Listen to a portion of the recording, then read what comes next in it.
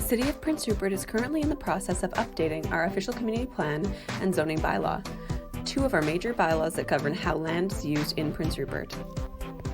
So what is zoning and why is it important? Zoning is a set of rules that local governments use to determine what can and can't be built in certain areas. Cities use zoning to regulate land uses and separate those that don't work well together. For instance, heavy industrial and residential uses. Zoning works by dividing the city into different zones that tell you what uses are allowed there. In Prince Rupert, as in many communities, the main zones are residential, multifamily residential, commercial, public use, and industrial. Zoning also determines what the buildings will look like, including their size and height. Zoning is important because it shapes the places that we all live, work, and play. So what are some of the main changes proposed to Prince Rupert's new zoning bylaw?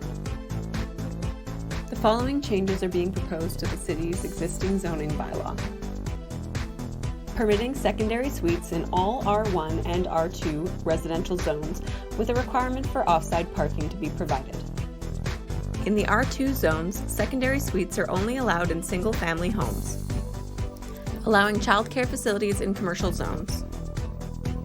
Updating zoning to allow commercial cannabis operations, cannabis production, propagation, and processing for commercial purposes, in light industrial and industrial zones only. Greater focus on the management of derelict vehicles and regulating outdoor storage.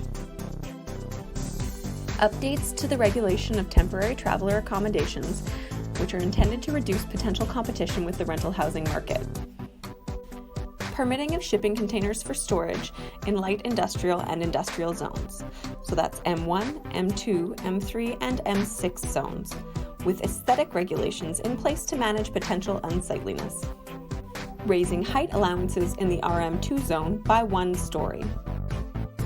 Clarification of signage regulations for home-based businesses, and greater power for enforcement for the municipality to manage violations of the zoning bylaw. So how can you weigh in on these proposed changes? And what are the next steps? A copy of the zoning bylaw and the official community plan are now available on the city's website, on the Rupert Talks project page for the official community plan, or you can request a package from City Hall by calling 250-627-0934 or emailing cityhall@princerupert.ca. Following this opportunity for review, a public hearing will be scheduled so that residents may bring forward any comments they may have, either in person or in writing or via email to cityhall@princerupert.ca.